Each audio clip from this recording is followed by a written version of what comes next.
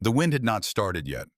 That was the wrong kind of quiet, the kind that pressed down on the yellow November grass until the stalks lay flat against the frozen earth, the kind that made the horses in distant pastures stand absolutely still, with their ears forward, listening for something they couldn't name. Marin Holt stood at the crest of the low ridge above Elk Hollow and watched the pale sky above the Bighorn Basin hold its breath. She had lived in Wyoming long enough to know what that stillness meant. The land was gathering itself. It was deciding something.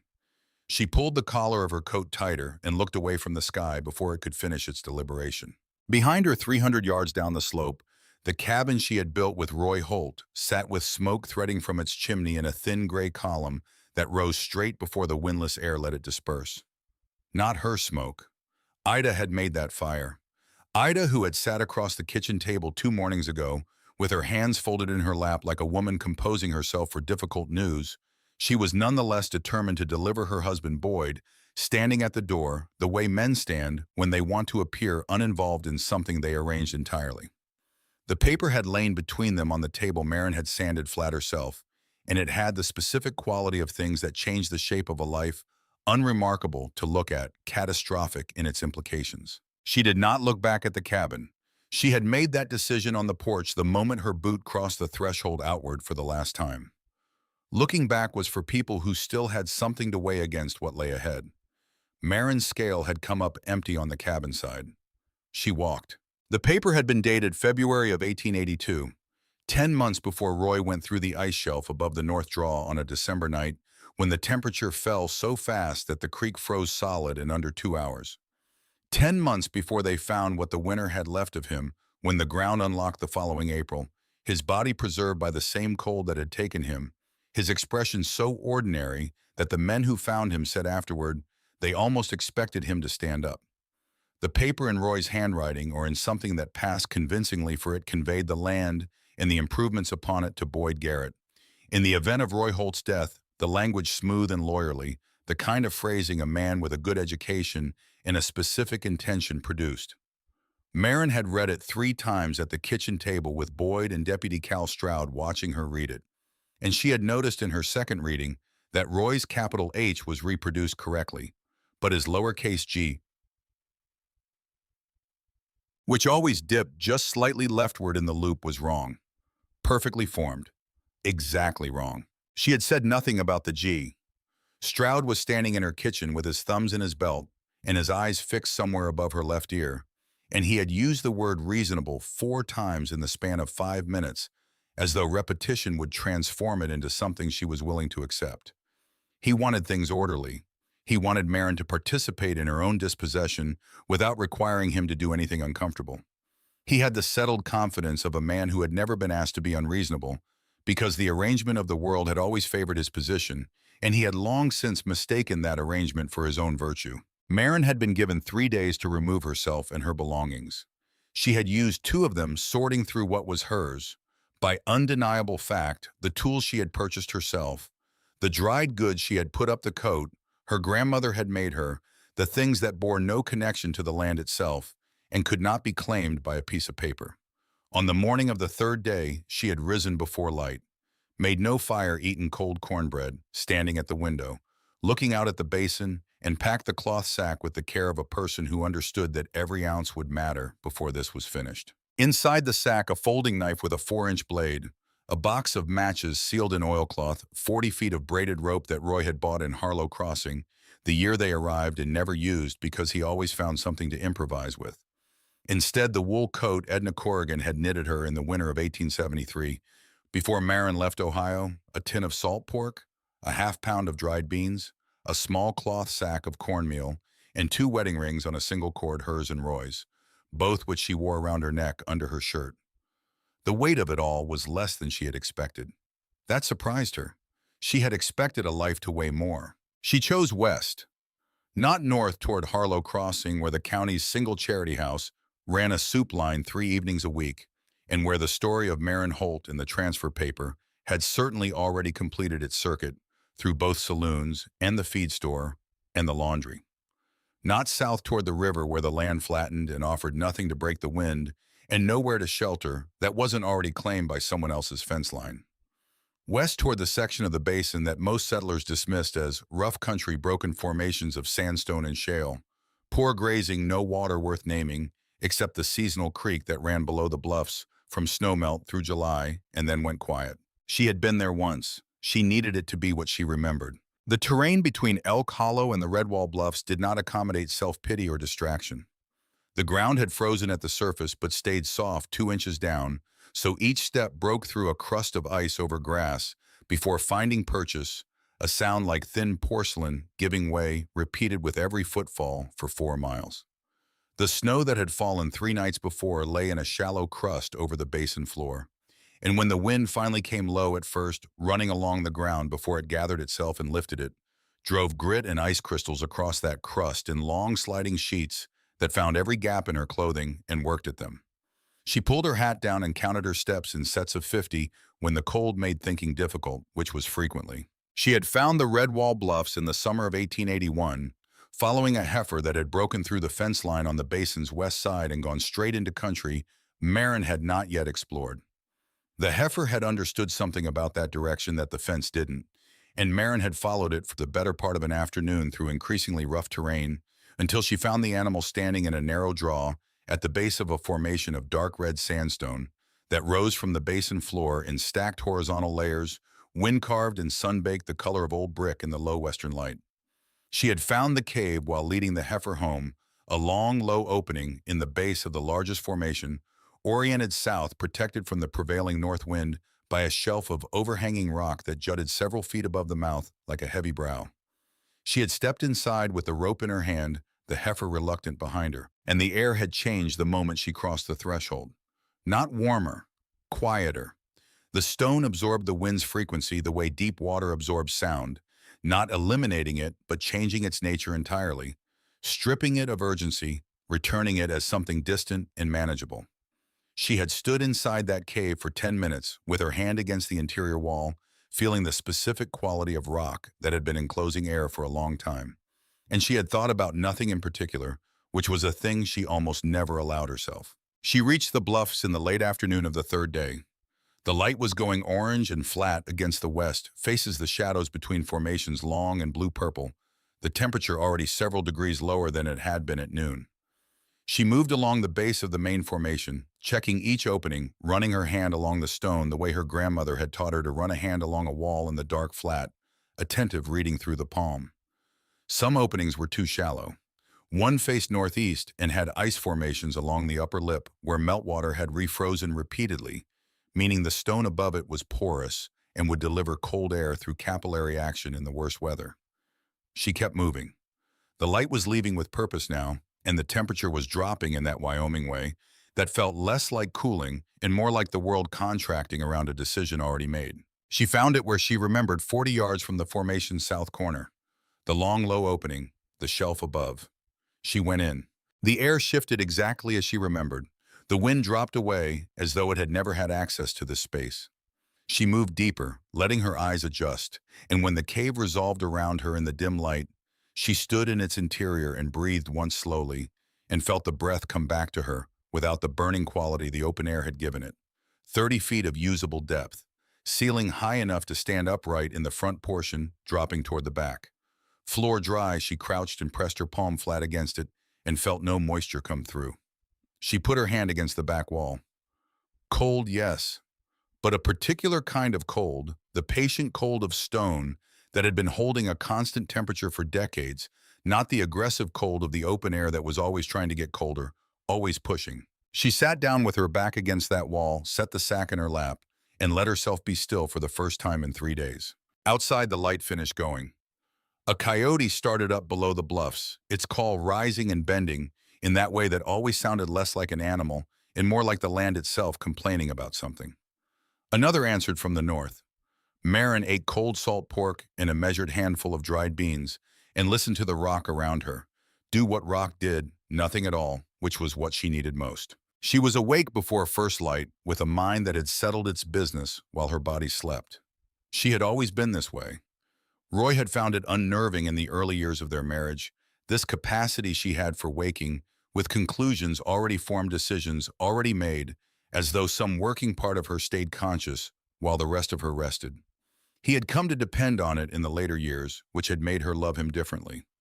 Now there was no one to depend on it or be unnerved by it, and it was simply efficient, which was what it had always been underneath everything else. She assessed the cave with the eyes of someone who had helped frame two barns in Ohio and rebuilt the east wall of the Elk Hollow cabin alone in the second winter after the wood rot took it. The assessment produced a list, and the list produced a plan, and the plan had a specific logic that she could trace from the physical properties of the space outward to the requirements for surviving a Wyoming winter inside it. She needed two walls, not one a system, rather than a barrier.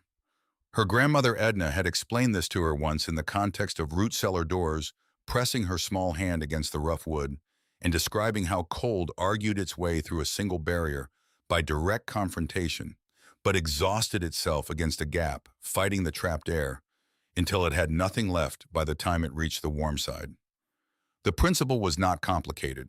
Applying it with what she had available would require precision. She drew the plan on the cave floor with a stick of charcoal mapping both walls, the gap between them, the placement of the fire pit in its relationship to the ceiling crack she had identified as a natural flue. She drew the shelf positions and the sleeping platform height. She drew sight lines for air movement. Then she went to work. The first 3 days established the rhythm that would define the weeks that followed. She rose before light and worked until dark, which in November was not generous. By 4 in the afternoon, the light in the cave mouth went blue-gray, and she had to navigate by feel, and the firelight she allowed herself in small, careful amounts. The creek below the bluffs provided driftwood and cottonwood rounds that she cut with the folding knife and hauled up the 200-foot pitch on her back tied in bundles with the rope. Each load took 40 minutes going down and back. Her shoulders stopped aching after the third day and began simply functioning, which was a different relationship with pain than complaining about it. She found the remains of a survey crew's windbreak camp half a mile south on the second day, 3 walls of weathered boards solid. Despite the weathering, the wood dried by years of Wyoming sun into something close to ironwood. She spent most of that day prying boards loose with the knife's flat spine and the leverage of a flat rock carrying them back in loads tied with the rope stacking them against the bluff face under the oilcloth. The fourth wall of the camp had already collapsed, which made her feel no guilt about the other 3. The first wall went up on the 4th day. She built it 3 feet back from the cave mouth, setting the boards vertically in a frame she notched from the heavier survey camp lumber, packing the gaps with a mixture of creek clay and dried grass pressed in with the handle of the knife. She worked carefully, checking plumb by eye, tapping each board to hear how it seated. By late afternoon, it stood solid, and she ran her hand along it in the firelight and felt nothing move. She went to sleep satisfied. She woke on the 5th morning to the sound of the wall coming down. It was not a dramatic collapse. It began as a long, slow creak, the sound of something that had been under increasing pressure, finding the threshold of its tolerance, and then a sharp crack like a branch giving way, and then the sequential surrender of board after board as the frame lost its integrity, and the whole construction shuddered to the cave floor in a cascade of lumber and frozen chunks of the clay packing she had pressed into the gaps the day before. The clay had expanded as it froze. It had forced the gaps wider rather than sealing them, and what she had built to hold warmth in had instead destroyed its own structure in the process. Marin lay on her back in the dark for a long moment. She had known this, not in the abstract way of knowing something exists, but in the specific instructed way her grandmother had described exactly this failure in the context of the stone garden border she'd built once outside the farmhouse in Ohio. Press creek mud into the joints between fieldstones in October. Watch the whole border heave and collapse by December when the mud froze and expanded and pushed the stones apart.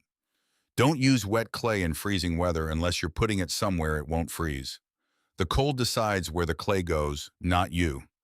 Marin had known it the way she knew many things. She had learned young and applied imperfectly correctly, in principle, imprecisely in execution, the gap between them only visible when something fell. She pressed the back of her wrist to her eyes. The cold was coming through the opening without obstruction now, and the tears dried almost before they formed, taken by the air that the wall had been keeping at distance. She allowed this briefly, not because she was undone by it, but because her grandmother had also told her that refusing to acknowledge a setback was the same as refusing to learn from it, and that the refusal cost you twice, once when it happened, and again when it happened, the same way the next time. Then she sat up and began sorting the boards by whether they had cracked or merely shifted. Most had only shifted. She set the cracked ones aside for wedge material. The boards were fine. The framing concept was fine. The mortar had to change. She built the second first wall with dry grass packed between the boards compressed in tight layers, with the knife handle, each layer tamped, before the next went in. Dry grass didn't seal the way clay would have in the right conditions, but it didn't fight the cold either. It compressed it, held its position. It was forgiving in the way that living materials are forgiving even after they've dried, retaining a memory of flexibility that inert materials like frozen clay did not. By the end of the sixth day, the wall stood, and the gap between it and the cave mouth held cold air in a suspension that she could feel by pressing her hand slowly through the threshold, cold on the outside of the gap, measurably less cold on the interface. The physics were working. She allowed herself the first real fire that evening.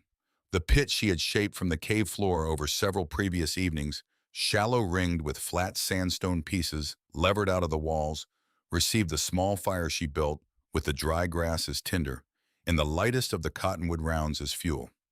The smoke moved up and toward the ceiling crack she had identified, which she had widened carefully with the hammer's claw over 2 evenings of patient work. The first moments produced a haze that filled the outer chamber and made her eyes water, and she sat very still in that haze and watched it, reading the air currents through the movement of the smoke, the way her grandmother had taught her to read them, not by thinking about physics, but by attending to what the air was actually doing.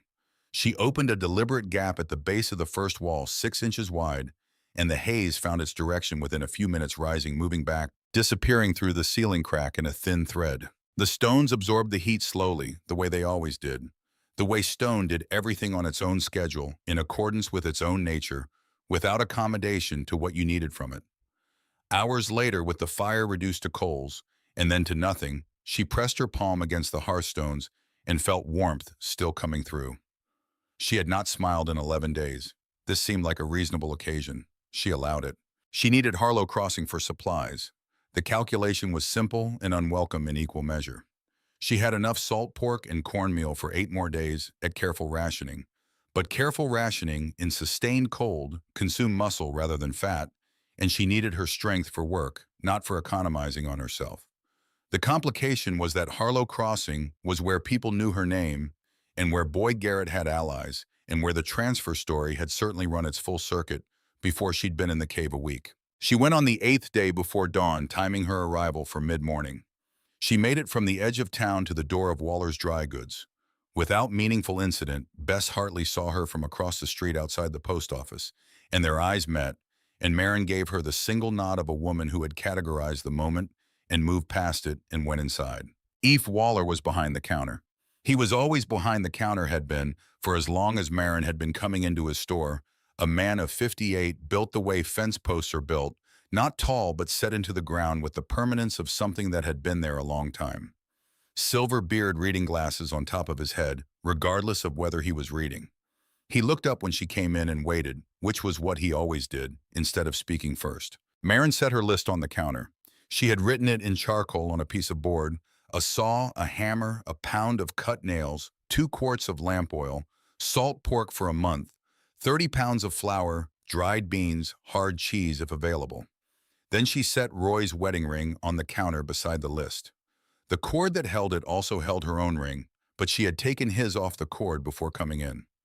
The ring caught the thin November light from the front window, a plain band with a small hand-worked knot in the metal made by Roy in his first year of trapping, when he still had patience for fine things. Eve looked at the ring. He looked at the list. He looked at Marin with the specific attention of a man who had spent 30 years providing for people in difficult country and had learned to distinguish between someone making a transaction and someone spending the last irreplaceable thing they owned. He pushed the ring back. "Keep it." His voice had the quality of a decision made before she arrived. "Tell me what you need." Her mouth opened, closed. She had prepared for negotiation, for the careful performance of having resources she didn't have, for the particular dignity exercise of trading something precious for something necessary. She had not prepared for this. "I heard it from Len Good," Eve said, pulling the list toward him without waiting for her to explain herself. "He drives past the bluffs twice a week. Said he saw smoke up in the formations. Figured it was either you or someone who'd be dead before I could do anything about it. He picked up his pencil from the counter. I've got a good used saw. No hard cheese right now, smoked venison instead, which'll keep better anyway in the cold. That's more than fair. The words came out steadier than the feeling behind them. I need time to pay you back. You'll have time. He was already moving toward the back shelves. I'll write it in the book. You pay me when it's possible. If it doesn't become possible, then we got through a hard winter together, which amounts to something worth having done. He said it the way a man states the properties of a load-bearing beam without ornamentation because the facts were sufficient and decoration would only weaken them. Marin put Roy's ring back in her pocket. She stood in Waller's dry goods with the smell of coal oil and dried goods and old wood around her, and thought about what her grandmother had said about community, that its character was not visible in its prosperity, but in its habits under scarcity, and that those habits only became knowable when the scarcity was genuine. Marin had believed she understood that when Edna said it. She had been wrong about the depth of her understanding, which was a different thing from being wrong about the principle itself. She made 2 trips back to the bluffs, caching the first load under the oilcloth at the formation's base, and returning for the second before the light went. The saw was the heaviest single item carried over her shoulder with the blade wrapped in the burlap Eve had provided without being asked. She was inside the cave before dark. The saw changed the pace of construction entirely. Where she had been working with what she could split and shape with the knife, and her hands she could now cut lumber to dimension, could produce precise lengths, could build with the accuracy that transformed adequate into reliable. She worked the next days with a focused efficiency that surprised even her, not the desperate efficiency of someone racing against a deadline, but the engaged efficiency of someone solving a problem that deserved full attention and was receiving it. The second interior wall went up 8 feet behind the first, forming the true inner chamber. This wall she built plumb and true, testing each board before nailing it, the hammer's sound against the nailhead ringing in the cave with a clarity that the stone amplified without distortion. The air pocket between the 2 walls, 8 feet of captured still air, would do what dead air always did. Resist temperature exchange, giving the cave's interior warmth, nothing to convect against, nothing to conduct through. She added shelves along the east wall, leveled with sandstone wedges. The surfaces rough but flat enough for the lamp and the food stores and the tools she needed within reach. She added a sleeping platform raised 6 inches off the floor on flat rocks her grandmother had been adamant about. This, the floor cold being a category of cold, distinct from air cold, capable of pulling heat from a sleeping body through any thickness of blanket if nothing interrupted the contact. She built a second fire pit in the inner chamber, smaller than the first, its smoke routed through a secondary crack in the ceiling that she identified on the 12th day and widened over 2 careful evenings. When she stood back at the end of the 3rd week and looked at what she had made, the word that came to her was not warmth. It was not shelter. The word was intention. Every board placed and every stone set and every gap packed was the physical record of a specific decision made for a specific reason in response to a specific requirement of the physics of cold. What she had built was not a refuge she had been given. It was an argument she had made with the winter and backed up with work. The first real storm arrived 17 days after she had come to the bluffs. She felt it coming half a day before it did, in the specific sharpness that entered the air when pressure dropped and the temperature prepared to do something definitive. A quality she had no word for, but had learned to read accurately enough that she spent the entire morning of that day laying in additional fuel and checking every seam in both walls, pressing her palm along the boards, and feeling for air movement she had not intended. She found 2 gaps she hadn't known about in the lower section of the second wall where the boards had settled slightly in the first week. She packed them with dry grass and a thin application of clay to the interior surface only above the line where freezing could reach. The storm came at night, not with announcement, but with inevitability, the way serious things arrived in this part of Wyoming, not a gradual worsening, but a crossing of a threshold, the air on one side of a certain moment ordinary, and the air on the other side committed to violence. She woke to a sound that was not quite wind and not quite pressure, a low frequency that moved through the stone floor and walls, without becoming noise, the cave itself transmitting the information that the world outside had changed its nature. She moved to the outer chamber and looked through the gap at the cave mouth. Snow drove sideways through the darkness in sheets so dense they appeared solid, catching nothing of the moon through the overcast, visible only as a slightly different quality of dark that moved. The wind was the kind that had no variation, no gusts, no pauses, just a continuous, absolute expression of force that had been building over the open basin for long enough to achieve a kind of purity. She watched it for a full minute. Then she went back inside. She built the inner fire up slowly and deliberately, adding wood in the measured sequence that produced sustained heat rather than quick heat. The hearthstones accepting each degree of additional warmth as they always did, without hurry, without preference. Just absorption. She put on both coats and sat with her back against the back wall and read the temperature in the air around her through the instruments her grandmother had taught her to use the moisture level on the interior stone. The behavior of the fire's smoke, the feel of her own exhaled breath on her upper lip. Between 25 and 30 degrees inside, well below zero outside. The mathematics of the walls were working. She sat through that night and most of the next day, and the walls held what they were built to hold, and the stone kept the warmth it had been given, and the wind outside completed its argument against the formation and moved on. When she walked out onto the ledge below the cave mouth on the second afternoon, the basin below her was white and absolute. The Bighorn River a dark thread to the north. The sky behind the receding storm, the particular shade of blue that only existed after something violent had finished with a landscape. She stood there for a while. She had taken on the winter's first serious argument, and the walls she had built had held their position. That was worth standing still for briefly before there was more work to do. She was back inside reviewing her food stores. The lamp conserved the inner fire, providing the light when she heard it. Not the coyotes which she had learned to catalog as background. Not the wind which had finished its business. Something with weight. 2 footsteps on the loose stone of the ledge approach, uneven, the second shorter than the first, followed by a pause longer than the distance warranted.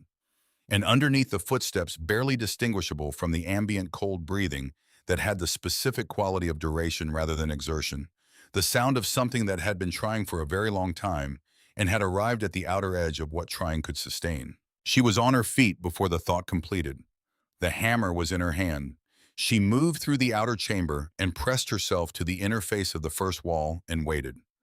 The footsteps reached the cave mouth and stopped. A long silence, 10 seconds, perhaps 15.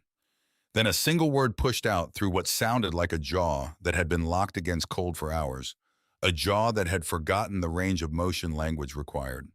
Not a question, not a plea, a declarative statement issued by whatever portion of a man remained functional when everything else had crossed into survival arithmetic. One word carrying the whole weight of the situation it described: help. Marin stood on the other side of the wall for 3 full seconds. In those 3 seconds, she ran the available calculations. One voice, one person's weight on the stone outside hypothermic breathing, distinct from the breathing of deception. The silence that followed the single word indicating either inability or certainty. He had said the only word necessary. He had nothing additional to argue. If she did not open the wall, whatever happened next was on her hands, in a way the cave's insulation could not reach. The walls she had built could hold cold out. They could not hold that particular kind of cold out. She moved the oilcloth covering aside. The man came through the opening in the controlled fall of someone who had been using the last functional unit of their balance to negotiate a single additional step and had now spent it. He caught the door frame with one arm, used it to redirect rather than stop. His momentum stepped down into the outer chamber with the careful deliberateness of someone operating on instructions sent from a brain that was losing the speed of its signals. He was large, broad through the chest and shoulder, wearing a canvas coat that had partially frozen to his arms, his beard a solid formation of ice from the nose down, his hands visible at the cuffs in the lamplight, as the gray white of flesh that had crossed from cold into the cold that came after cold. When she caught his left arm to steady him against the wall, his arm felt through the canvas. The way wood feels, not human, cold, but object cold.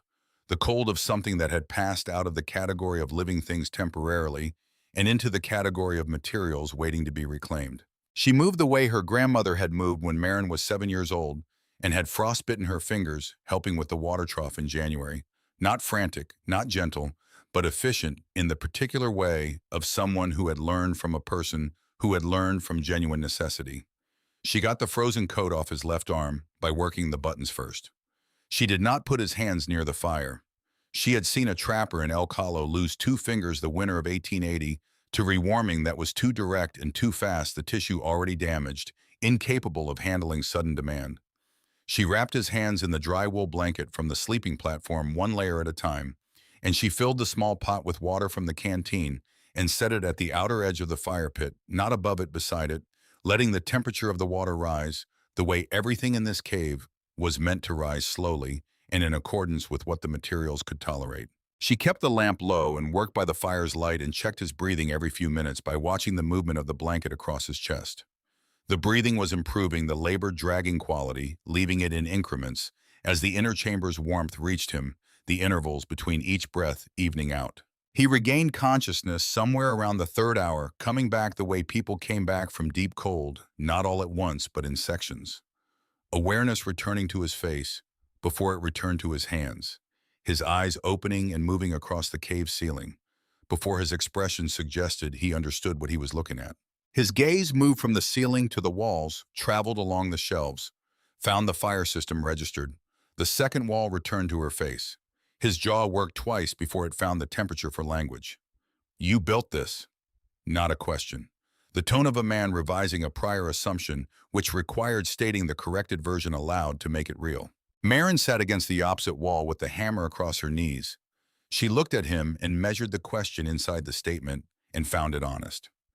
"Yes," she said. A sound moved through him, not laughter, but the shape of laughter. What laughter becomes in a face that does not yet have the warmth to form it fully. Then he lay back and he looked at the ceiling, and outside in the darkness, below the red wall bluffs, the coyotes had gone quiet, and the night had gone absolutely still, and the stone walls held everything they had been built to hold, and Marin added a piece of wood to the fire and watched the hearthstones accept it without any particular concern. The way stone accepts everything, as simply another fact about the world, neither welcome nor unwelcome. Just present, just real, just what the next hours would be made of. She did not yet know his name. She did not know what had driven him to the bluffs or how he had known to look for an opening in the formation, rather than push on to the town that was closer by a mile on any established trail. She did not know whether his arrival was coincidence or whether someone had sent him, and that question lived at the back of her mind the way serious questions lived when she lacked the information to address them, present patient waiting for what morning would provide. She set the hammer within reach of where she would sleep. The basin outside was silent in the way it was only silent after a storm had taken everything loose and moved it somewhere else. Somewhere below the bluffs, the creek ran under its ice with the quiet persistence of water that had decided to keep moving regardless of what covered it. The fire in the pit settled into its late-night rhythm, the coals pulsing with the slow orange breath of heat working its way into stone. The man on her sleeping platform breathed evenly now. The worst of it was past, or at least the immediate worst. What came next was a different set of questions, and those questions would have to wait for daylight, because daylight was the only honest time to answer them. And Marin Holt had learned the way she had learned most things worth knowing, that answering questions in the dark, when you could not see all of what you were dealing with, was how people made the kind of mistakes that cost more than they had to spend. She leaned her head back against the stone wall. The rock held the faint warmth of the fire. It had been absorbing all evening, just enough to register against the back of her skull as something other than cold. Just enough to remind her that heat given to stone in patience and in faith was never entirely lost. It only moved more slowly than people expected. It stayed longer than they thought it would. It did its work on its own terms in its own time, and what it left behind was warmer than what it had found. She closed her eyes. His name was Silas Dunn, and he told her in the morning.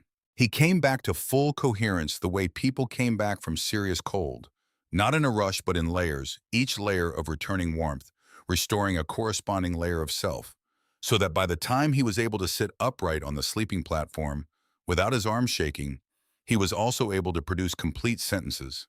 Recall the sequence of events that had brought him to the bluffs and register what he was sitting inside with the full attention of a man whose survival instincts had been operational long enough to understand what he owed them. He said his name. He said he was 43 years old. He said he had been working a timber contract in the southern section of the basin, cutting and hauling for a mill operation out of Buffalo, and that his cabin had been adequate through October, but had failed comprehensively in the first real freeze. The gaps in the green lumber opening, as the wood shrank the walls that had seemed solid in September, becoming a sieve through which every degree of warmth escaped before morning. He had banked fires until he ran out of wood large enough to matter, had burned furniture in order, had made the decision to move when the temperature inside the cabin dropped below what he calculated his body could sustain through a night. He had gone to Harlow Crossing in his mind first, measuring the distance against what he had left, and the math had not worked. Someone in town, he had been in Harlow Crossing the previous week for supplies, had mentioned a woman living in the formations west of Elk Hollow, living there alone in the rock. He had thought at the time it was the kind of story that got told about people who had made desperate choices, the kind of story that always ended badly. Now he was inside the thing the story was about, looking at the walls of it, revising his understanding of what desperate looked like. Myron listened to all of this from her position across the chamber. She was heating water for the dried beans, the pot set above the coals, at the precise height that would bring the water to a working temperature without wasting the fuel. While he talked, she worked, because the work did not pause for conversation, because in a cave in Wyoming in December, the work never paused for anything. When he finished, she said nothing for a moment, measuring what he had told her against what she could observe. His color had returned. His hands, when he moved them, moved with the careful deliberateness of someone relearning the signals, not the stiff resistance of tissue that was permanently damaged. His eyes were clear. He was assessing her the way she was assessing him, which she respected more than she would have respected deference. His name, he repeated, was Silas Dunn. He had been a soldier before he was a timber worker before that, a farmer's son from the eastern part of Ohio. He said Ohio, the way people said the name of a place they had moved away from without animosity. A fact about his history, not a wound. She told him her name. She did not tell him anything else yet. The telling would happen in sequence as it earned its way into the conversation. The first 3 days established the friction. It was not hostility. She had not expected hostility, and what she found was something more interesting and more difficult to navigate, which was the friction of competence meeting competence across a gap of assumption. Silas Dunn was capable. That was visible immediately in how he assessed a problem before he moved on it, in how he held a tool, in the way he looked at the structural decisions she had made and read them correctly as decisions rather than accidents. He had built things. He had lived outside. He was not a man who needed to be managed or protected or explained to about basic physical reality. What he needed was to learn that the cave was not a neutral space they were both entering fresh. It was hers. It had a system. The system had a logic. The logic was not arbitrary, even when it looked arbitrary, and changing pieces of it without understanding. The whole was not improvement. It was interference with a mechanism he hadn't yet taken the time to understand. On the second day, he moved a section of the wood she kept stacked against the east wall, relocating it to a position closer to the inner fire pit that he found more convenient. The stacking arrangement she maintained was not about convenience. It was about moisture gradient. The wood nearest the wall was the driest, having been stored longest, in the position farthest from the ground, seepage that occurred in a thin line at the base of the north face after significant snowfall above. Moving the wood mixed the dry stock with the less dry stock, which meant she could not manage her burn efficiency by selecting from the stack in order. She replaced the wood without comment, setting each piece back in its position. He watched her do it. "I would have had it closer to the fire," his voice carrying the reasonable tone of a man explaining a preference he expected to be heard. Marin finished setting the last piece. "The stack is ordered by dryness. The wood against the wall is what you want for the late-night fire, when you can't add fuel and need the burn to run long. The wood near the pit is what you use when you need heat fast." She did not look at him while she explained it. Explanation did not require eye contact. It required accuracy. "Moving it mixes them." He was quiet for a moment. She heard him make a small sound, not agreement, not quite. The sound of a man updating a file he thought he had complete. On the fourth day, he attempted to build the morning fire himself while she was making the first check of the outer wall seams, a task she performed every morning, because the temperature differential between night and day put continuous low-level stress on the board joints, and she needed to know immediately if anything had shifted. She came back into the inner chamber to find smoke filling the upper half of the space, the ceiling crack not drawing the way it should. Silas crouched by the fire pit with his jaw set, in the expression of a man who knows something has gone wrong but has not yet identified what. The fire was built too high too fast, a large catch, the kind that produced immediate heat but generated more smoke volume than the ceiling crack's draft could handle in its current condition. The draft was temperature dependent. In the mornings before the inner chamber had warmed, the differential between the cave's interior and the exterior rock above the crack was insufficient to pull heavy smoke. The fire had to be built small at first, nursing the draft awake before asking more of it. She did not explain any of this immediately.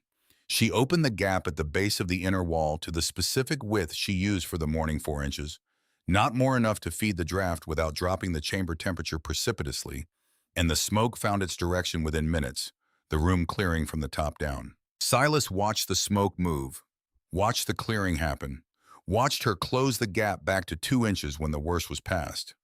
His expression moved through several stages and arrived at something that looked like recalibration rather than embarrassment, which told her something important about him. "The draft is cold in the morning," she said, because now the explanation was useful rather than defensive. "The fire has to warm it before it can pull. Small fuel first, then add when the draw is working." He nodded once. It was the nod of a man filing information, not performing agreement. On the 6th day, she found him standing in the outer chamber with her charcoal map in his hand. She had transferred it from the dirt floor to a piece of board on the 3rd day, when she realized the inner chamber layout might require revisions, and he was holding it at the angle that meant he was reading it for structure rather than orientation. She stood in the passage between chambers for a full minute, watching without speaking.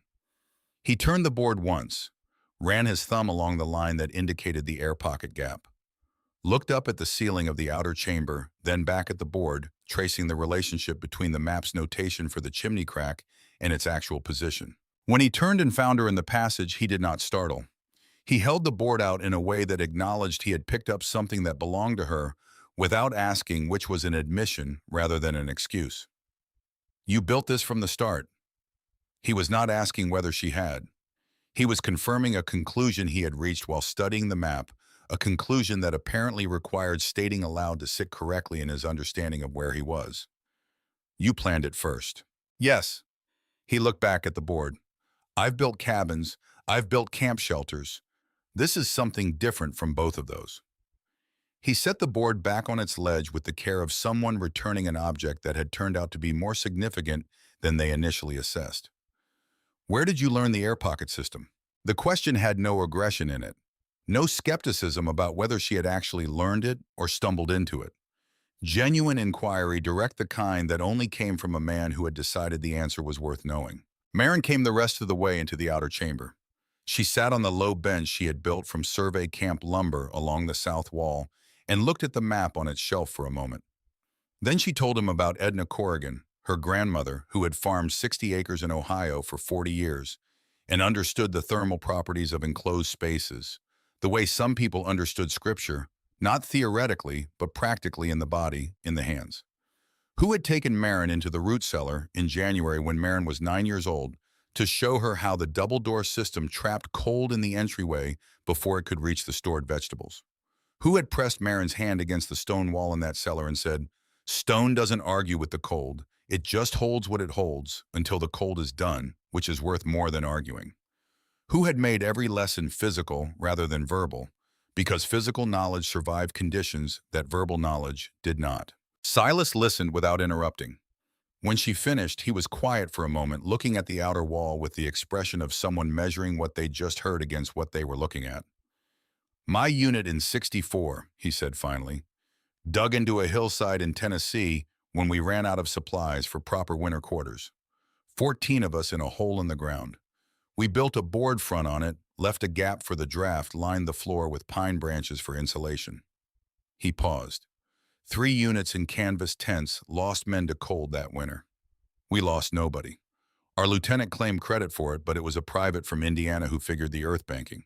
Never forgot what that gap did. It was the longest thing he had said since he'd been coherent enough to speak, and it landed between them like something placed deliberately, not thrown. An offering of equivalent experience. An acknowledgement that he understood what she had built because he had been inside the logic of it before, in a different form, in a different kind of emergency. They did not become friends over the following days. They became something more durable, which was 2 people who understood that the situation required more than either of them had alone, and who had both arrived at this understanding through their own evidence, rather than through the softening effect of goodwill. Goodwill was a comfort in ordinary life. In a Wyoming cave in December, it was secondary to whether the other person could be trusted with the work. Silas Dunn could be trusted with the work. She revised this assessment upward incrementally over the following 10 days as his contributions demonstrated both capability and the more important quality of restraint. He did not apply solutions to problems she had already solved, did not rebuild what was working, did not impose his preference on systems he had not designed. He hauled wood. He extended the north wall of the outer chamber by 4 feet, adding the section she had planned, but not yet had the time to execute, asking first about the board placement and the gap dimensions and building to her specification rather than his instinct. He cut and fitted the third shelf on the east wall, the highest one out of her reach, without effort, which she had been ignoring because the material that went on it, the rope, the lamp oil reserve, did not need to be accessed daily. The capability she had not expected was structural. He had an eye for load. The ceiling in the forward section of the outer chamber had a horizontal crack running 8 feet along the northern side that she had noted and cataloged as non-progressive old stable, the edges smoothed by time. Silas looked at it on his third day of full activity and produced a concern she had not considered. The crack was stable under the current load of stone above it, but the current load did not include the weight of accumulated snowfall on the formation's exterior shelf, which in a heavy winter could add several tons of distributed pressure to the upper formation, changing the stress pattern at the crack. He was not alarmed, he was precise. He proposed a single vertical timber post 4 inches square, positioned to intercept the load path without obstructing the chamber's function. Marin looked at the crack for a long time after he said this. She had looked at it many times before. She had been right about its current stability. She had been thinking about the cave as it currently was, rather than as it would be under the conditions she was trying to survive, which was a failure of prospective reasoning she could not justify. "The survey camp lumber," she said. "There's a piece on the north stack that's the right dimension." He found it the next morning. By noon, the post was in. The storm that arrived in the third week of December was the first test of everything they had built together as opposed to everything she had built alone. It came with more warning than the November blow, a yellowing of the sky 2 mornings before, that the old-timers in Harlow Crossing called a sign with no common name, but universal recognition, a quality of light that meant something large was organizing itself at altitude. Marin had seen that sky once before in Wyoming in the winter of 1879, and what followed it had taken 3 cattle from the Elk Hollow herd and kept the basin impassable for 11 days. She spent the 2 days of warning moving additional fuel into the inner chamber, testing every seam in both walls, a final time filling every container she had with water from the creek below, because she knew the creek would be inaccessible under the storm's accumulation. Silas did not need to be directed in these preparations. He saw the sky on the first morning and began hauling without discussion, which was exactly correct, and which she noticed without comment. The storm arrived at night the way serious storms always arrived, not building to a threshold, but crossing the air on one side of a particular moment ordinary, and the air on the other side committed entirely to force. Marin woke to the sound of it in the formation above her, the bluffs transmitting the storm's energy through the stone in a low, continuous vibration that was not sound exactly, but was received by the body as sound. She lay still for a moment reading it. Then she got up. The outer chamber's temperature had dropped 4 degrees since she'd banked the fires. She rebuilt the inner pit first, small fuel waiting for the draft, then the outer pit once the draw was working. Silas was awake by the time the outer fire was established, sitting upright in the sleeping arrangement he had constructed along the chamber's south face from the pine branches he'd cut and stacked against a possible need. He watched her work the fires without speaking. There was nothing to say. The work was its own language. The second night of the storm, a branch from the scrub pine above the cave mouth broke under the weight of accumulated snow on the ledge and came down across the oilcloth covering, pulling one corner of it loose. The sound woke them both simultaneously, a crack and a soft concussion, then the particular whistle of wind, finding an opening it had not had before. The temperature in the outer chamber began dropping within minutes, the cold air pouring through the breach at the cave mouth, where the oilcloth now hung at an angle instead of covering the opening. The breach was 6 feet up the face of the formation, accessible from the ledge outside. Outside, the storm was in its third day of full force, the temperature below zero, and the wind making exposed skin a liability within seconds. Marin was pulling on her outer coat before the options had fully formed. Silas was already at the oilcloth, assessing the damage his hand through the gap, testing the wind. She watched his assessment, which was competent. He identified the torn fastening point, identified the remaining intact corner, understood that the covering needed to be re-anchored at the upper left, and waited at the base. She uncoiled 20 feet of rope from the high shelf. She tied one end around her left wrist in a bowline the knot that tightened under load, but did not cinch, and held the other end toward him. He looked at the knot at her wrist, then at the length of rope in his hands, then at her face. "You didn't ask," his voice carrying no grievance, just observation. "No time." She was already moving toward the cave mouth. Outside, the storm was a physical object. It had mass, texture, and tension. She pressed herself against the formation face and worked sideways toward the broken fastening point, with her eyes reduced to slits, the wind driving crystals against the exposed skin of her cheeks, with the consistent pressure of something that had decided this particular stretch of rock face was its business. The rope went taut when she reached the far extent of the ledge, Silas managing the slack from inside, keeping it tight enough that if her footing went, she would not fall more than 2 feet before the rope held her. The fastening point was a knot she had cut into the rock on the first week, filled with a wooden peg. The peg had been knocked loose by the branch impact. She drove it back with her palm twice hard, the heel of her hand against the cold hardened wood, and retied the oilcloth corner with fingers that felt like something other than fingers, functional, aware of what they were doing, but distant from sensation in the way that extreme cold made the body's extremities feel remote, like tools she was operating from a longer distance than normal. She was back inside in 11 minutes. The outer chamber temperature stabilized within the hour as the oilcloth resumed its function. Silas unwound the rope from his own wrist. He had tied it there without her seeing him do it at some point during the operation. He coiled it and set it on the shelf with the care of something that had just served a purpose worth acknowledging. He did not mention it. Neither did she. The storm ran for 2 more days. They moved through it in the economy of motion that developed between people who were sharing a small space under genuine pressure, learning each other's patterns, accommodating them without discussion, the geography of who stood where and who moved when establishing itself through practice rather than negotiation. She learned that he was up before her in the mornings, but did not build the fire until she was awake and could supervise the draft management, which meant he had noticed the mornings she'd caught him doing it wrong and had adjusted his behavior without requiring the conversation about it. He learned that the middle shelf was not available to his gear, regardless of whether it appeared empty, because the middle shelf held her reserves in a specific order that allowed her to assess the supply status by position rather than by counting, and disrupting the order cost her the assessment. At the end of the 3rd week of December, Ruth Denning arrived. She came in the early afternoon of a clear day between storms with her husband Ned ahead of her on the trail, and their 2 children behind her, all 4 of them moving with the particular efficiency of a family that had been cold for long enough to have set aside all non-essential motion. Ned saw the cave opening first and altered his course toward it without apparent surprise, as though he had known it was there, which meant someone had told him. Ruth came around the formation's south corner and stopped. The woman in the cave entrance, who had straightened from the wood stack at the sound of footsteps, was a person Ruth Denning had not expected to see in this particular location, doing this particular thing with this particular air of settled competence. Marin looked at Ruth Denning standing in the cold with snow on her hat and her 2 children's faces visible over her shoulders, pale with the specific pallor of children who had been managing without adequate warmth for several days. She looked at Ned Denning, who had the good sense to look at nothing except the cave opening. She looked at the children. She stepped to the side and gestured inward with one hand. Ruth moved past her without speaking, the children following Ned last. The children went immediately to the warmth of the inner chamber's ambient heat, with the instinct of animals that had been cold and had now identified the relevant information.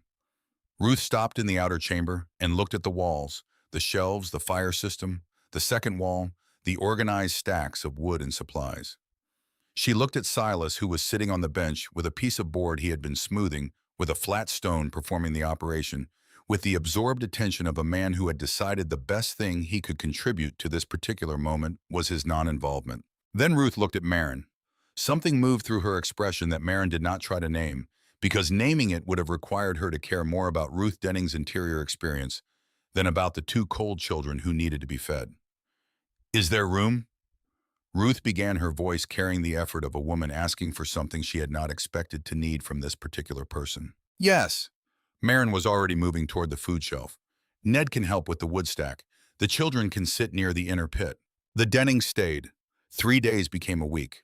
The week became two because another blow came through that closed the trail to Harlow Crossing and made movement across the open basin a calculation no rational person won. By the end of the second week, there were 11 people in the cave. Marin, Silas, the Dennings, with their 2 children. A freighter named Cobb, who had been caught between Harlow Crossing and a ranch delivery and had followed the smoke from the cave's outer fire pit with the desperation of a man who has been on a wagon seat in a blizzard for 6 hours. An elderly trapper named Walt Greer, who was philosophical about the situation, in the way of a man who had been in worse ones, and a family of 4 from Kansas, who had arrived in the basin in October with inadequate lumber and the optimism of people who had not yet spent a Wyoming winter. The cave was not built for 11 people. The cave was built for the winter, which was a broader category. There was a distinction, and Marin worked it. She reorganized the supply shelving to accommodate communal stores, established a rotation for fire management so that the heat was maintained through the night without burning fuel faster than necessary, assigned the wood hauling to the 3 men who were physically capable of the climb in rotation, so that no single person bore the load that she had been bearing alone. She did this without holding a meeting. She did it by moving the first piece into place and watching who understood why and followed, which was how genuine organization happened versus the kind that required permission. Silas understood immediately. He had the timber worker's grasp of how labor divided itself efficiently under pressure, and he slotted into the rotation without being asked, which helped establish it as a system rather than an imposition. Ned Denning followed Silas because Ned was a man who organized himself by social alignment rather than independent judgment, which was not a failing in this context because it produced the right result. Cobb the freighter required a direct request delivered without decoration. The wood rotation includes you starting this afternoon. He nodded. He went. Walt Greer, the elderly trapper, could not haul wood up the pitch in his condition and knew it. He contributed instead by taking over the fire management overnight, a task he was suited for because he slept poorly regardless, and because he understood fire at a granular level acquired over 40 years of surviving in country that did not forgive inattention.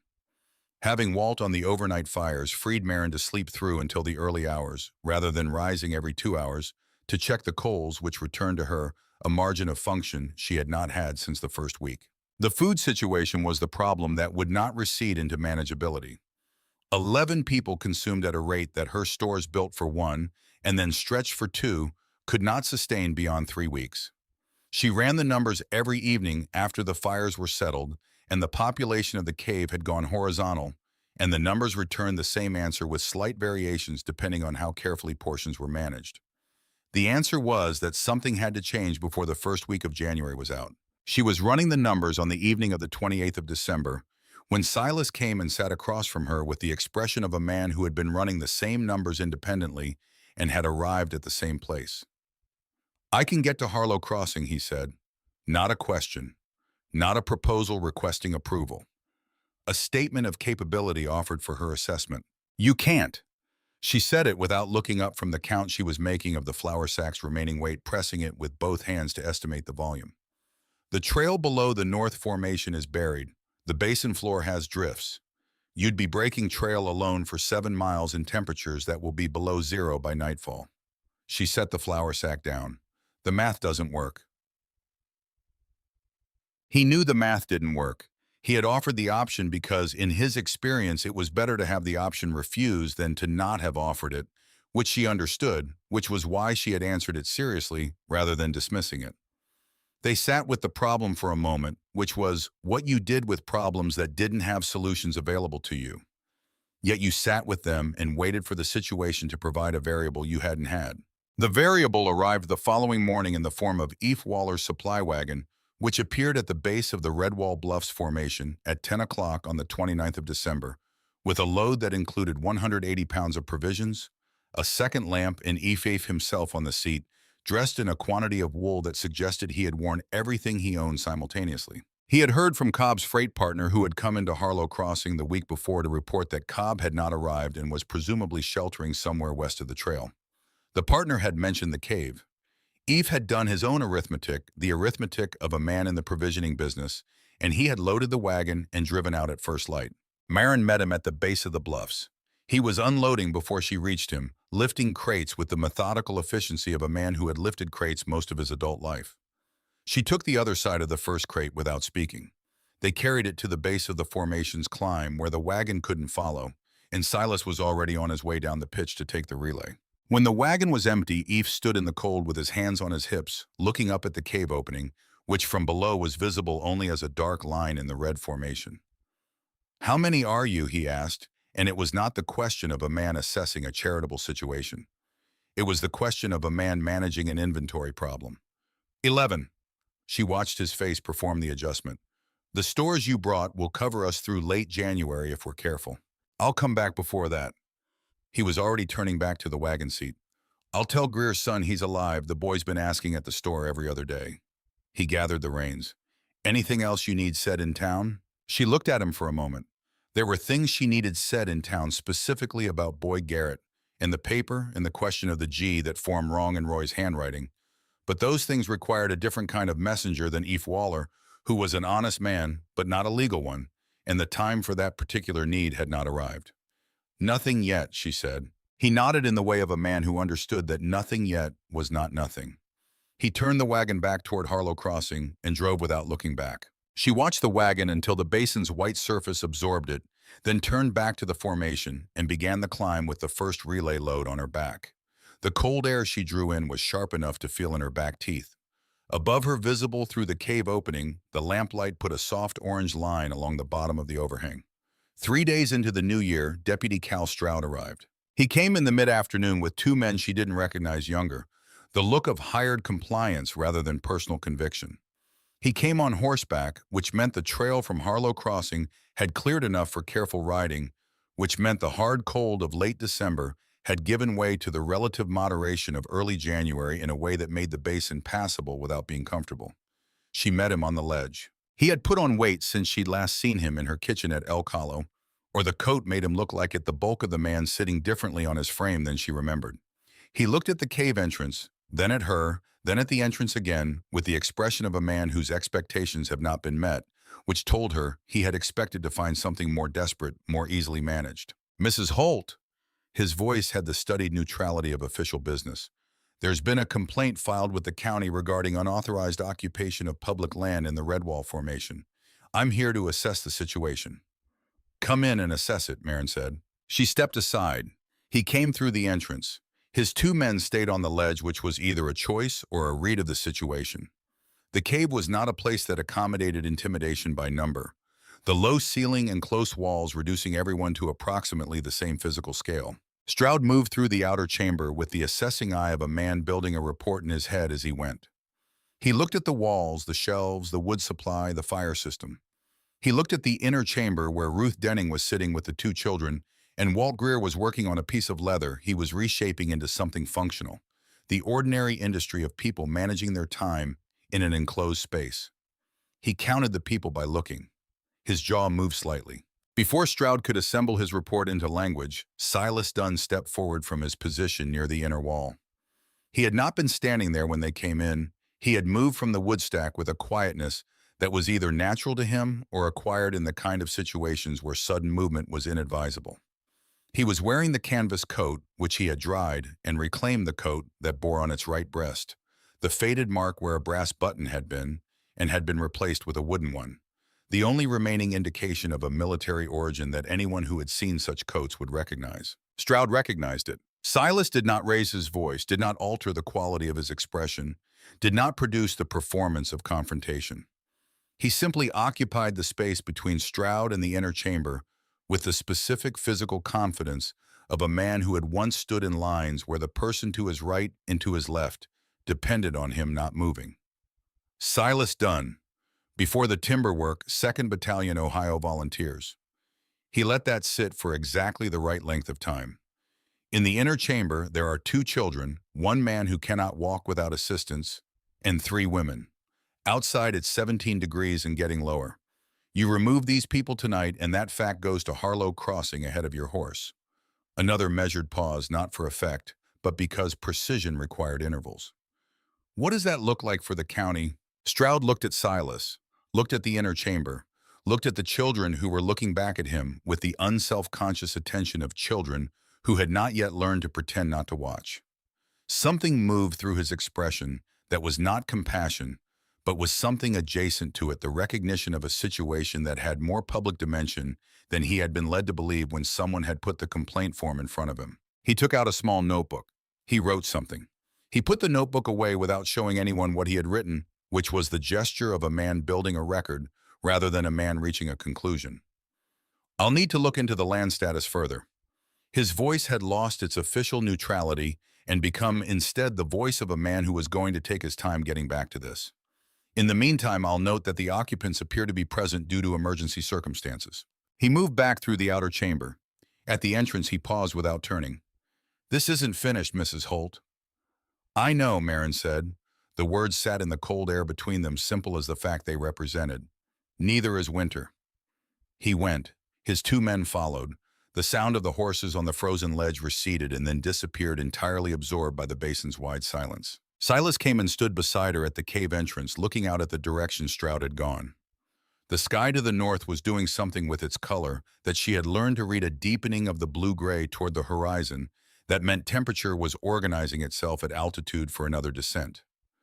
"He'll be back," Silas said. "Yes." She was already looking at the sky rather than the direction of the horses, reading the more immediate problem. "Not before that, Will." She lifted her chin toward the north horizon where the color was now definitively wrong, the particular yellow-gray that preceded the kind of storm the basin only produced a few times a generation. "How long do you think we have?" He looked at the sky for a moment. He had spent enough time in open country to read it, if not with her specificity. "Day and a half, maybe two." "One day." She turned back inside. "We start now." On the night of the 2nd of January, 1885, Marin Holt sat alone in the outer chamber after the rest of the cave's population had settled, and she looked at the map on its shelf, and she took the charcoal stick from the shelf beside it and drew a new room. She had been thinking about it for 2 weeks, the result of noticing on mornings when the light came in at a specific low angle, a discoloration in the east wall of the inner chamber, a difference in the stone surface texture that suggested the composition behind the face changed at that point. It was possible there was nothing behind the face, but more of the same sandstone. It was also possible that the formation had a second interior space smaller, which the temperature differential in that section of the wall suggested by the specific coldness that came off it.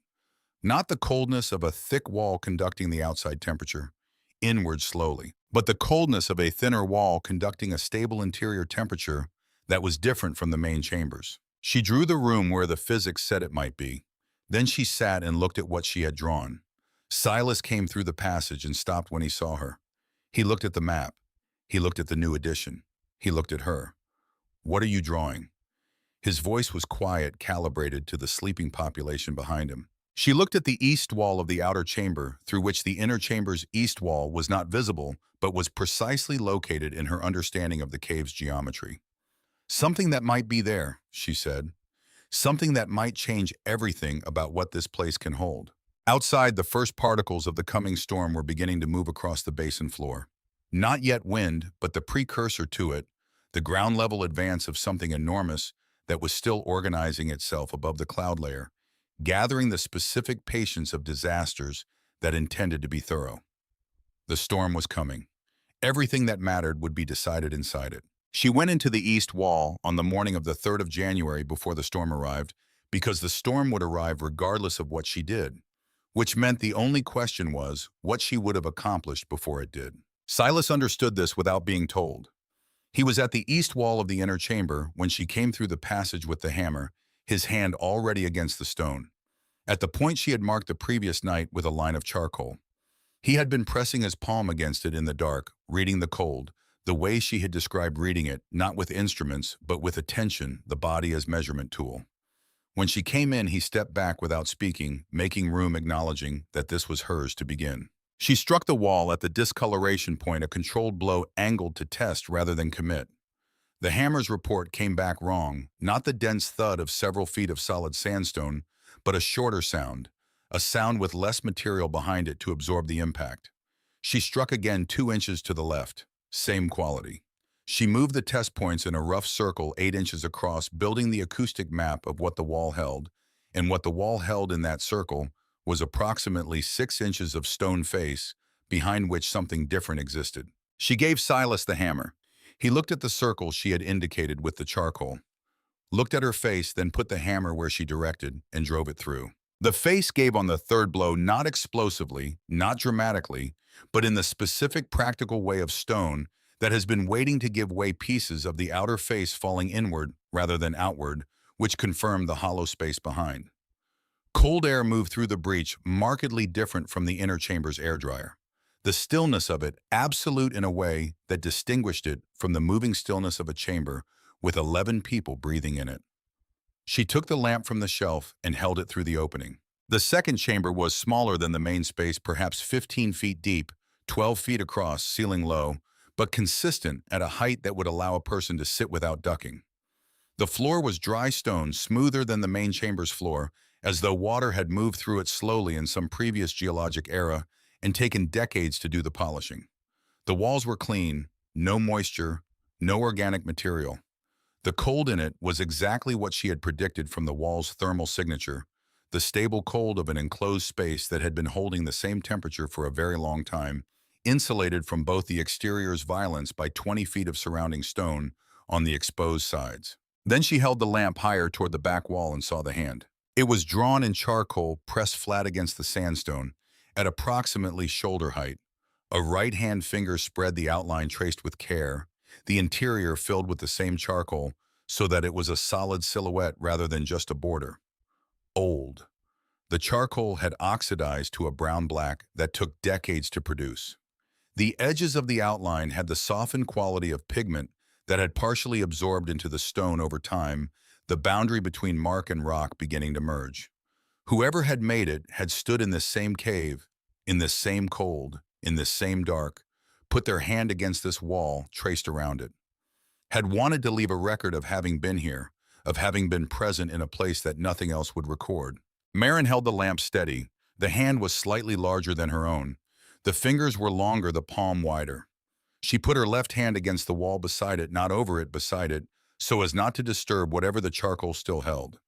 The cold of the stone came through her palm in the immediate way that stone always transferred cold direct, without intermediary. She stood there for a long time. Silas was at the breach behind her, giving her the space of it, without being asked, because he had learned when space was what a moment required. She did not know who had been here before her.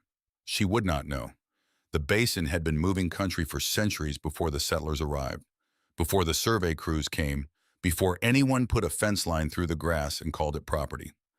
Whoever had stood in this chamber had stood in it with their own set of emergencies, their own reasons for needing what stone could provide. They had put their hand against the wall the way you put your hand against a wall when you want something to know you were there. Marin took the charcoal stick from her coat pocket. She pressed her right hand flat against the stone 6 inches to the right of the existing print and traced around it. The charcoal moved across the stone with the specific resistance of a material meeting. Another material, honestly, neither one pretending to be something it wasn't. When she lifted her hand, the outline was there. Her fingers, her knuckles, the particular spacing of her hand that was hers alone now on the wall of a chamber inside the Redwall Bluffs. Wyoming, January 1885. Permanent in the way that marks in stone were permanent, which was to say more permanent than most things people call permanent. She went back through the breach. The storm was not yet visible from the cave entrance, but the barometric quality of the air had changed in the way she recognized a pressure that settled against the eardrums differently, a reading available only to those who had learned to read it. The next 18 hours required everything she had, everything Silas had, everything the 11 people in the cave could collectively provide. She organized the second chamber's use first before the storm arrived, because decision-making under actual emergency was slower than decision-making in advance of it. The 6 most vulnerable occupants, the 2 Denning children, Walt Greer, the Kansas family's youngest child, and her mother, Cobb, who had developed a cough that suggested his time exposed on the wagon seat had cost him something. In the lungs went into the second chamber with the spare blankets, the second lamp, the pine branch bedding Silas had accumulated against the south wall. She widened the breach opening to allow a person to pass through without compressing, fitted a board across the lower half to retain warm air while permitting movement. The second chamber's smaller volume would warm faster with 6 occupants' body heat than the main chamber, and the double wall of stone between it and the formation's exterior would hold its temperature longer. The storm crossed the threshold of its warning period into its actuality at 9 in the evening, announced not by wind, but by its absence, the last movement of the pre-storm air completing itself, the basin going silent, in a way that was not peace but held breath, and then the wind arriving as a fact, rather than a progression, full force, from the first moment committing itself entirely without the courtesy of escalation. The temperature in the outer chamber dropped 6 degrees in the first hour. Marin checked the first wall's lower seams, found 2 that were admitting air she had not noticed in the pre-storm assessment, packed them with the wool scraps she kept for exactly this contingency. The packing was imperfect. Hurried work was imperfect work. This was a known quantity, but imperfect packing was sufficient packing if it reduced the air exchange to a level the fires could overcome.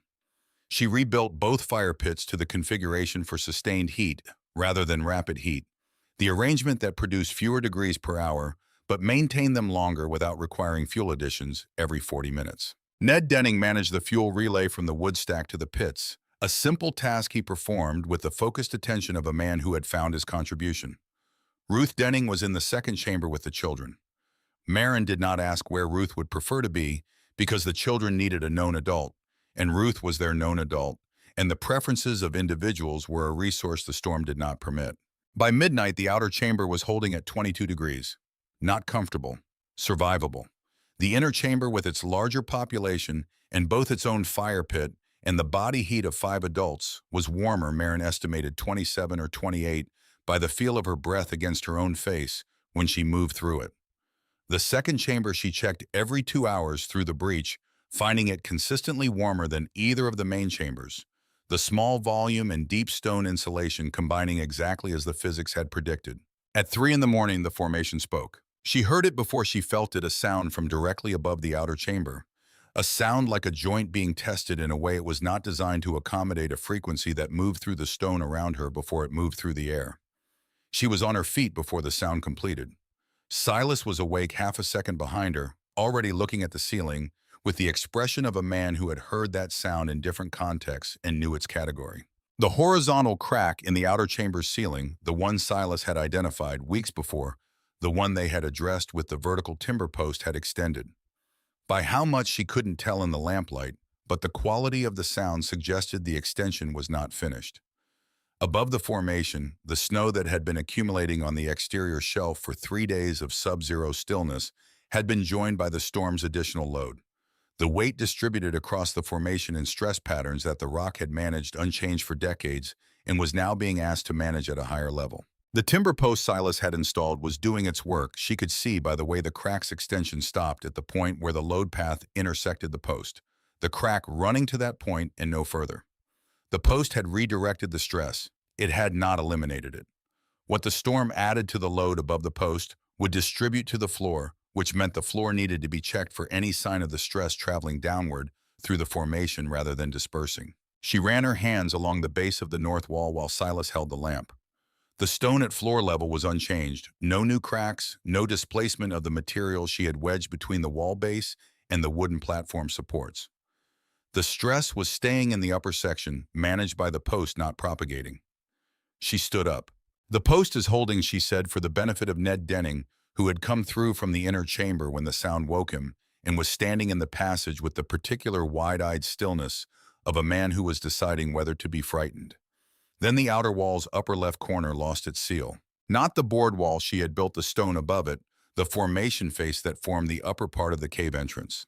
A section approximately 18 inches square, which had been part of the cave's natural structure rather than anything she had constructed, separated along an old fracture line that the combined weight and temperature stress of the storm had finally addressed. It did not fall inward. It shifted, moved outward by perhaps 2 inches along the fracture plane, opening a gap at the top of the cave entrance between the stone face and the underside of the overhang above. The wind found the gap in approximately 4 seconds. What came through was not a draft. It was a directed pressure. The storm's full force finding a specific aperture and committing to it, the temperature in the outer chamber dropping 3 degrees in the time it took her to cross from the north wall to the entrance.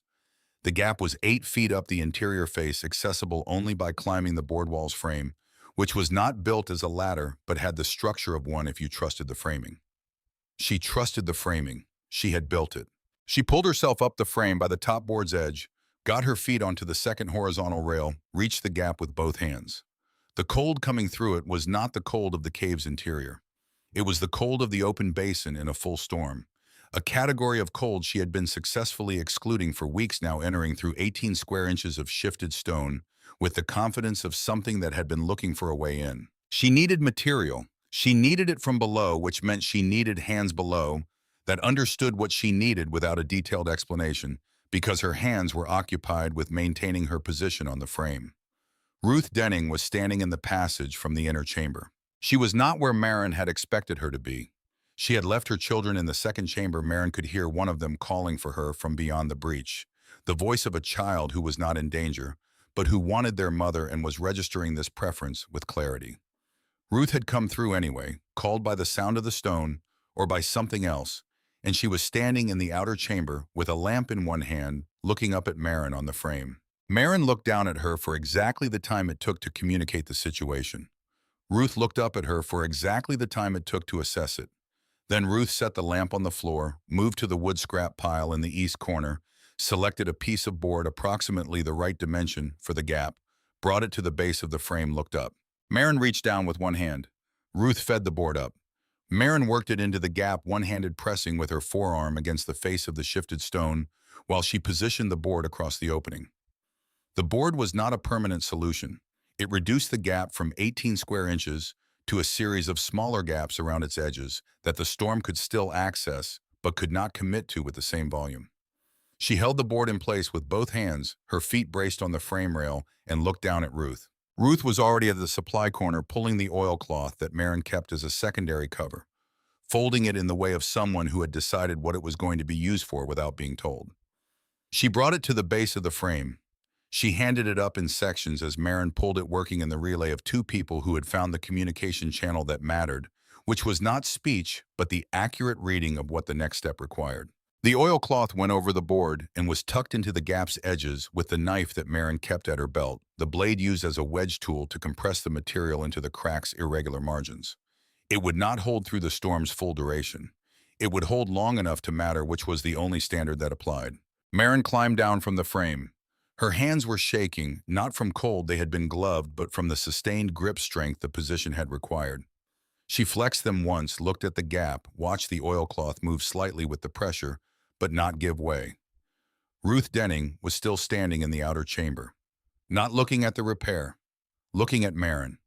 The lamp on the floor between them threw their shadows up the opposite wall in long, disproportionate shapes. Something crossed Ruth's face that was not pity, was not guilt, was not the complicated architecture of a woman who had said damaging things about another woman and was now in that woman's debt. It was simpler than any of those. It was recognition, the specific recognition of competence, witnessed in conditions that don't allow for performance, only for what a person actually is. Ruth picked up the lamp. She went back through the passage to the inner chamber without speaking. From the second chamber, her children's voices adjusted when she moved through them, the quality of children who have registered the return of the person they needed. The storm ran for 19 hours from the point of the wall breach to the point when Maren walked out onto the ledge into stillness. She stood on the ledge in the gray light of early morning and looked at the Bighorn Basin. The snow had redrawn everything. The landmarks she had memorized over months, the distinctive shape of the South Draw's rim, the dark line of the creek's cottonwood border, the distant suggestion of the ranch buildings at Elk Hollow were gone, re-expressed as a continuous white surface that made the basin look like something that had been made overnight. She stood looking at it for a long time. The air was absolutely clean in the way that air was only absolutely clean after something had moved violently through it and taken everything loose. Silas came out behind her and stood at the ledge's edge looking north. She watched his face do the work of a man measuring a landscape against his experience of landscapes. "I've seen bad country." His voice was quiet against the silence. "Not like this." She looked toward the direction of Harlow Crossing, invisible under the redrawn basin. "They'll need to know what they're dealing with before they try to move." She was already thinking about the sequence, which trails would be passable first, in which order the trapped families would need to be reached. Cobb's partner in Harlow Crossing. He'll have told people where Cobb was headed. Someone will come looking. Yes. She turned back toward the cave entrance. We need to be ready to be found. The first of them arrived that afternoon, a boy of 15 from the Howell Ranch 3 miles south on foot, having broken trail through waist-deep drifts because the horse had refused the going. He came up the Redwall Bluffs approach with the specific gait of someone who had been moving for a very long time, on a reserve he had not known he had. Behind him, when he turned to wave them forward, were 9 adults from 3 different properties, all of whom had spent the previous night in conditions that had convinced them that any alternative was superior. Marin stepped to the side of the cave entrance. She did not speak. The gesture was the communication one she had made before for the Dennings, one she had made before for Cobb, one she would make as many times as the situation required, because the situation did not ask her permission, before producing people who needed what she had built. The cave held them. It was not comfortable. It was not designed for comfort, had never been designed for comfort, had been designed for survival, which was a different specification entirely. 22 people in a space built for winter rather than for population discovered the specific solidarity of people who share a crisis.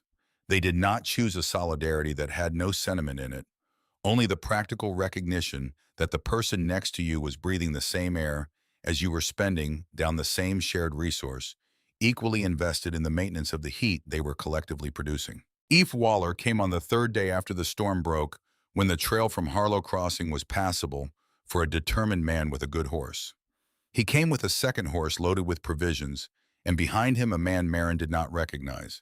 Mid-50s traveling coat, the particular carriage of someone who spent his professional life reading documents in rooms that were heated without his having to maintain them. He introduced himself at the cave entrance. His name was George Aldrich, attorney at law, retained out of Cheyenne. Eve had contacted him 6 weeks prior, he said, after hearing the account of the Elk Hollow transfer from Len Good, who had driven past the bluffs twice a week and had stopped to talk with Marin on his second pass in early December, and had carried the relevant facts back to Harlow Crossing with the accuracy of a man who understood he was carrying something important. Aldrich had ridden out as soon as the roads permitted.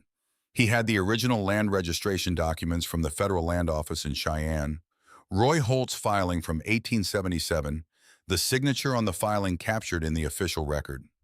He set the documents on the shelf in the outer chamber with the lamp beside them, and spread them open with the care of someone handling material that had legal weight. The transfer paper Boyd Garrett had produced showed Roy Holt's signature. The 1877 filing showed Roy Holt's signature. The signatures shared a common quality in the capital H and the lowercase o, and the general pressure distribution of a man who wrote with his right hand and applied more force on the downstroke than the upstroke. In the lowercase g, the 1877 filing showed a loop that dipped left consistently in the specific manner of a hand that had learned to form that letter in a particular way and had never revised the habit. The transfer paper's G was formed correctly by conventional penmanship standards, the loop completing itself in a smooth rightward curve. Aldrich looked at the 2 signatures for a long time, with the focused attention of a man whose profession was the reading of documents for what they contained rather than what they claimed to contain. Then he looked at Marin. You saw this. Not a question. He understood from the account he had been given that she had read the paper at the table in her own kitchen. The first time I read it, she was standing across the chamber with her hands in her coat pockets. I didn't say anything because there was a deputy present who had an established position and I had no documentation. Aldrich looked back at the 2 signatures. You'll have documentation now. He was already taking out the notebook. He carried the professional equipment of a man who moved through the world generating records. I'll need to take both documents back to Cheyenne. The federal filing stays in the land office. I'll have a copy certified before it leaves my hands. He looked up. Boyd Garrett is going to be asked some questions he won't find comfortable. She said nothing. The appropriate response to that information was not satisfaction, though something in the vicinity of satisfaction existed, not the satisfaction of triumph, but the satisfaction of a mechanism finally receiving the input it had been designed to process. The paper had been wrong. The record would now say so. That was sufficient. That was all justice was at its most functional. The record being corrected, the wrong thing being identified as wrong in a language that had consequence. The legal process would take time that she did not need to spend inside it. That was what Aldrich was for. She trusted him with it, the way she trusted Eve with the provisioning, because competence deserved trust, because trusting competence was how things got done that were too large for one person to do alone. Boyd Garrett was taken into custody in Harlow Crossing on the 14th of March, 1885.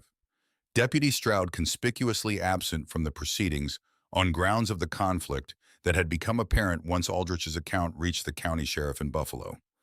Stroud's absence from the arrest was the most eloquent thing he ever said, which was nothing. The silence of a man who had calculated that the situation had moved beyond his ability to manage it and had chosen self-preservation over consistency.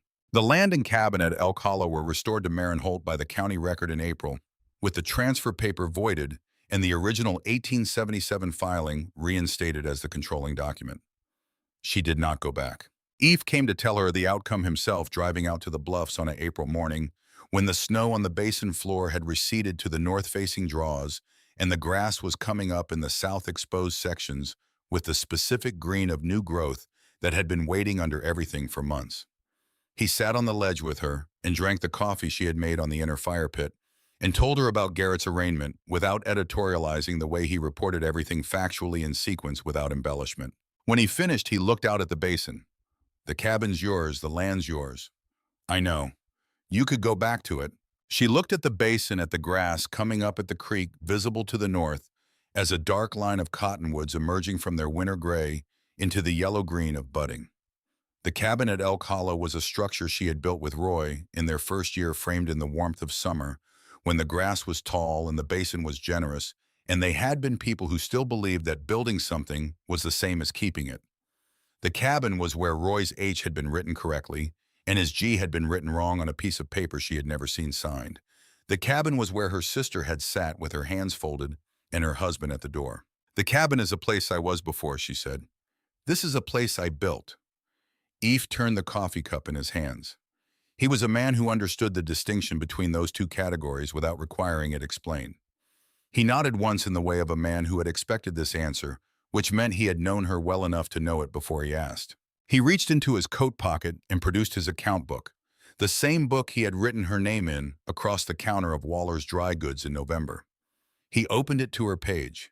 He looked at what was there for a moment. Then he removed a pencil from his breast pocket and drew a single diagonal line across the page corner to corner through the entire account. He closed the book.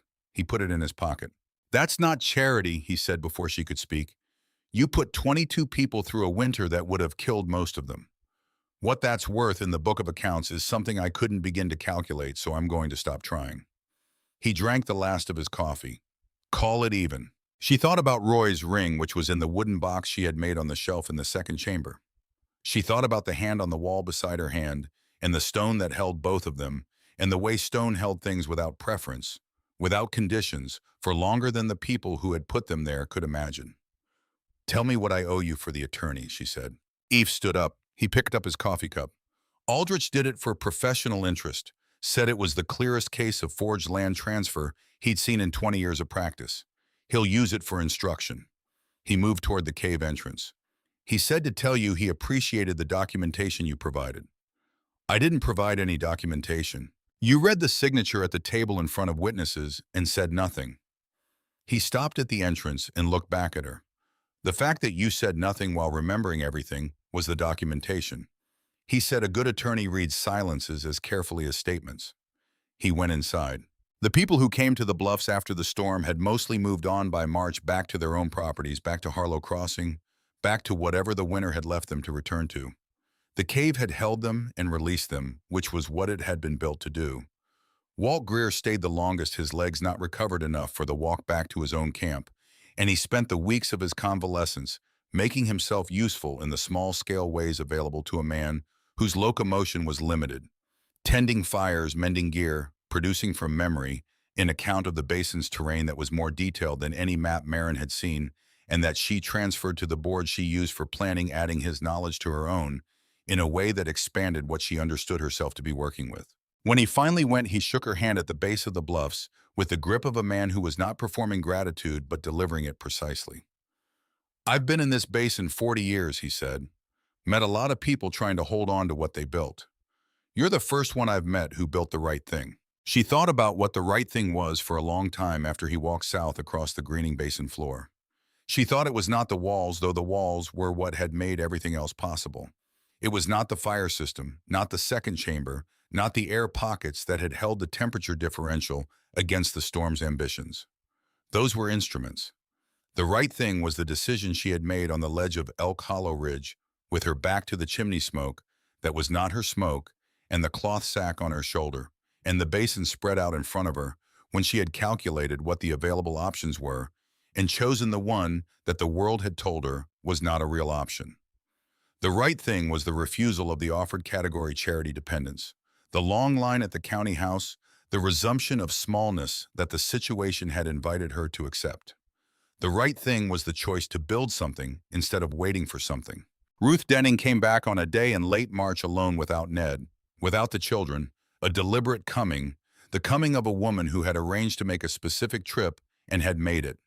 She walked up the bluff approach and found Marin at the woodstack working through the remaining winter fuel in the assessment of what was worth keeping for the following season versus what could be burned down now that the worst pressure was past. Ruth stood at the top of the approach path.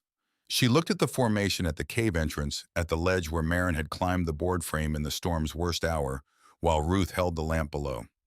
She stood there for the length of time it took a woman to cross the distance between who she had been in October and who she was in March. I said things about you.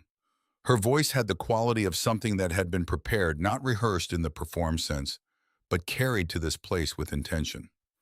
When you went to the bluffs, I told people you'd lost your mind, that you were, I said it was desperation. I said you'd be dead before January. Marin set down the piece of wood she had been assessing.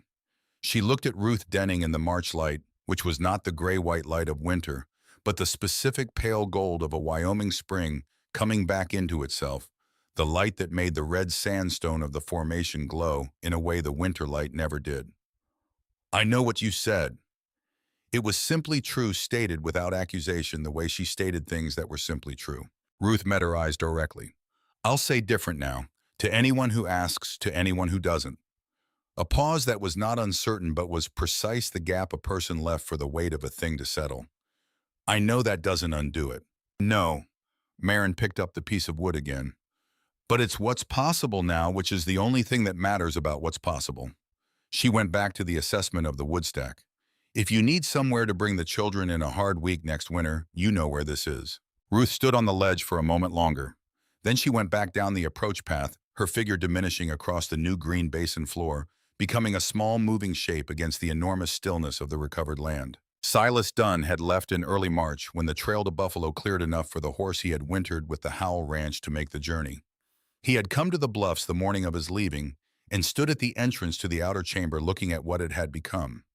The shelves, the fire systems, the second chamber with its breech passage now fitted with a proper board door on leather hinges he had made in February from scraps of Cobb's harness, the whole accumulated evidence of a winter spent building something more than survival.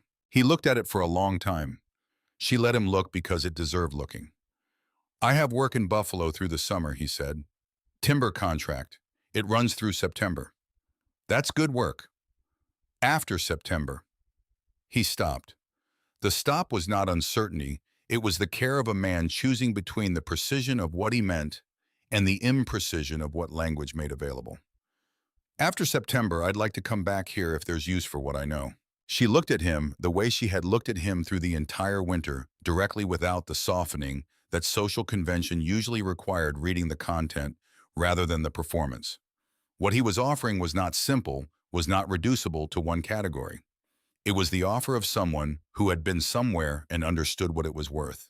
There will be use, she said. There's always work here. He nodded.